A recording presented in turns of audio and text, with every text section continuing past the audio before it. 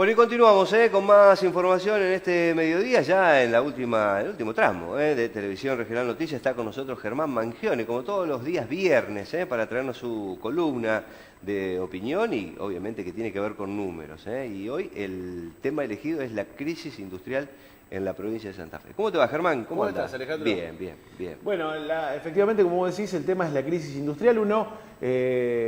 Son temas que puede palpar, que ve a diario, que conoce.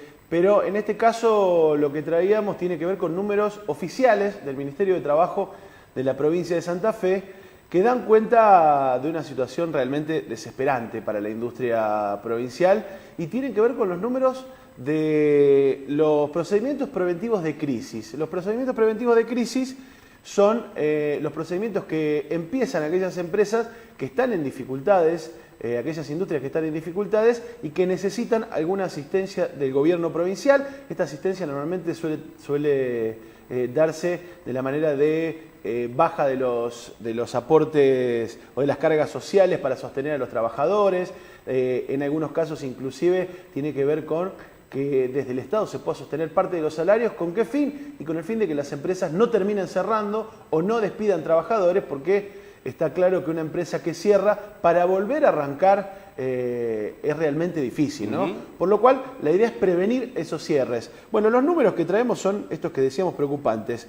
Al 31 de junio de este año, hay 333 empresas en la provincia que han declarado el procedimiento preventivo de crisis. Para tener una dimensión de cómo se ha agravado la crisis, a la misma fecha del año pasado, al 31 de junio de 2018, había en Santa Fe 200 empresas. Ha crecido un 66% las empresas que piden este mecanismo. Si uno analiza además los números en fino de estos 333 empresas, va a encontrar una cuestión preocupante. De estas 333, 118 son nuevos procedimientos.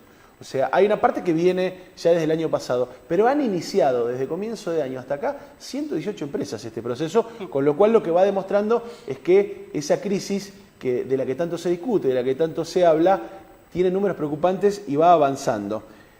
Para dimensionar en Santa Fe, ¿qué implica estas 336 empresas? Implican 27.800 trabajadores que están en empresas con problemas económicos y con la posibilidad de cerrar o con la posibilidad de realizar despidos. Con la incertidumbre, ¿no? Exactamente, 30.000 trabajadores casi en la provincia. Eso es un número realmente impresionante. Si lo multiplicamos por 4 por familia, estamos hablando de más de 100.000 personas que están dudando la continuidad de su fuente de trabajo, ¿no?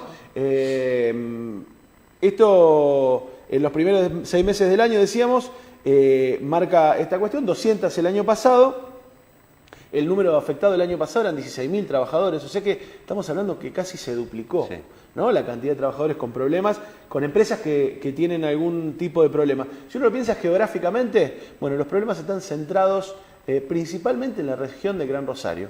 Rosario y Gran Rosario, que tiene el 68% de los casos, el resto del 33% se nuclea en el Gran Santa Fe y lo demás en el resto de la provincia. Pero principalmente está en Rosario y cuando uno lo piensa es lógico sobre la base de que gran parte de la industria, de las pequeñas y medianas industrias, de la metalmecánica y de ese tipo de industria se encuentra en esta zona, ¿no? En el sur de la provincia. Bueno, de hecho, si vemos los números de la desocupación, Rosario llegó al 15,1%, ¿no? Totalmente, y además cuando uno ve los rubros que están más afectados son la metalurgia, el comercio, la sanidad y la gastronomía.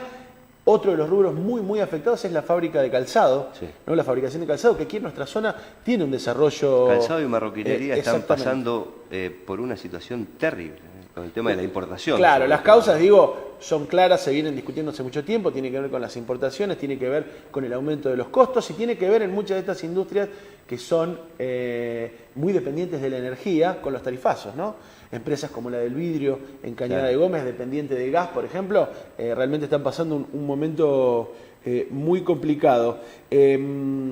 Otro de los sectores complicados son los frigoríficos, aquellos que no exportan y aquellos que se dedican al mercado interno, que han sido golpeados por la baja del consumo y el mercado interno. Y cerramos con un dato, porque uno piensa en el problema de la industria y no lo puede pensar aislado del modelo económico de país, sobre la idea que, bueno, desde el gobierno se plantea, la industria no tiene mucha cabida si no exporta, porque el centro de la Argentina hoy tiene que estar en la exportación. Esa es la respuesta que hoy, desde los economistas vinculados al gobierno nacional, tienen para las pymes. Bueno, exporten, ¿no?